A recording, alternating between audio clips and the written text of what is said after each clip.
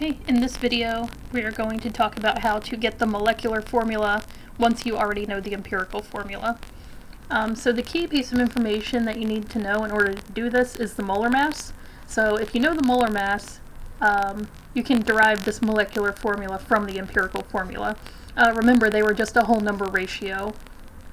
The molecular and empirical formula are just a whole number ratio, and their masses are also a whole number ratio. So using that relationship, we can come up with our new formula. So all we need to do is figure out what this ratio is. So we need to determine the value of n, and we can do that from given information. So once again, if we know the molar mass of the entire compound, and the empirical formula, we can also get the mass of our empirical formula. And these two quantities divided by each other are going to give us this ratio. So this is going to end up being the number of empirical units within the molecular formula. So for example, remember in the last video I was showing you this example of acetylene and benzene that have the same empirical formula but different molecular formulas. Here's some more examples you can look at. But basically, if we knew that the molar mass of the compound had the molar mass of C6H6, and we knew the empirical formula and its mass, we could divide to get our answer of 6. So we're going to look at some examples of that on the next slide. So let's calculate a molecular formula.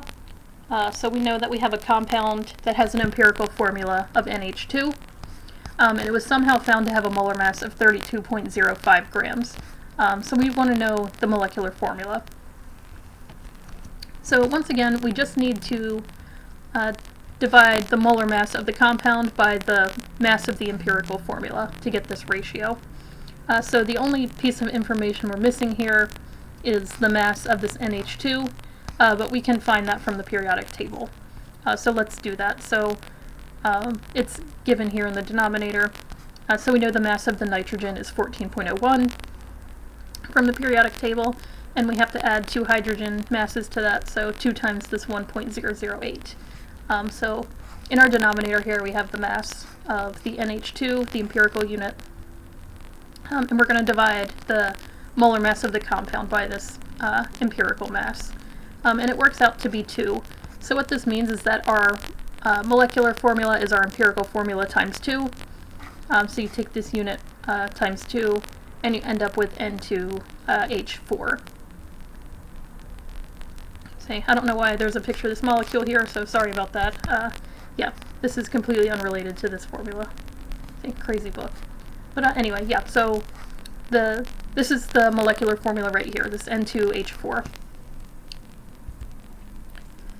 So let's do another example. So we have a compound that has an empirical formula of NO2, and it has a molar mass of 92 grams. So we want to know what is the molecular formula. Once again, we're going to go through the same logic. So we know our molar mass, and we know the empirical formula, and thus we know the empirical mass because we can calculate this. So let's do that. And here's the solution. I'll just give it to you. But you can make sure you can reproduce this. So once again, we just have to look at our periodic table, and we need to figure out the mass of nitrogen, which is 14.01, and then add to that the 2 units of oxygen, which are each 16 grams. So whatever this totals up to is our empirical mass. So we're just going to divide 92 by our empirical mass. And it's going to work out to be 2. So once again, this means that we are multiplying our empirical formula NO2 times 2 to get N2O4, which is the molecular formula here.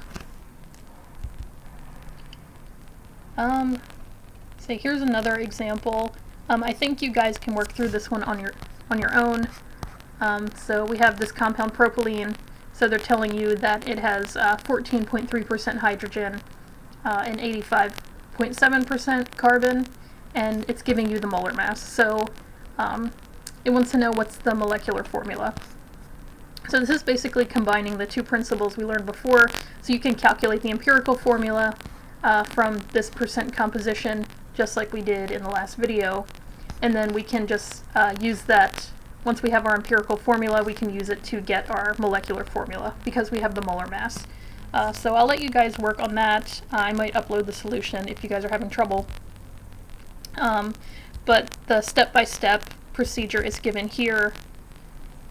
So I think that's where I'll end the video for now.